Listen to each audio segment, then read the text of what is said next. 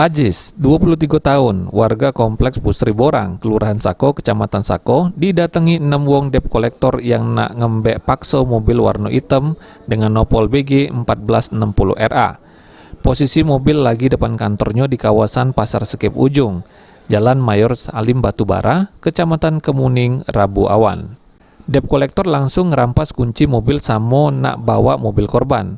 Pas korban jerit, warga sekitar langsung deket samo nak nyerang para debt collector tersebut.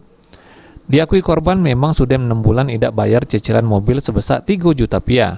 Korban nambah ke tidak bisa bayar karena dampak pandemi, jadi diberhenti ke begawi.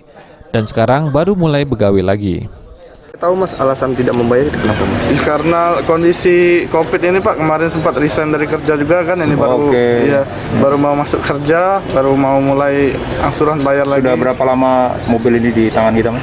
Sudah sekitar 2 tahun Mas.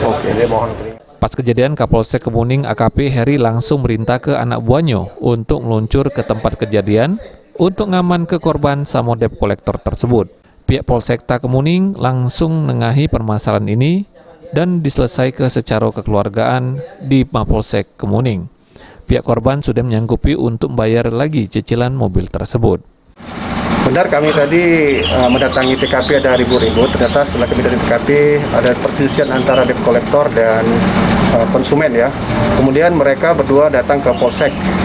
Setelah sampai di Polsek, kami cari tahu apa permasalahannya. Ternyata konsumen menunggak tidak membayar selama 6 bulan. Kemudian terjadi selisih paham di jalan, namun kita selesaikan di Polsek kita. Mulyadi, PAL TV.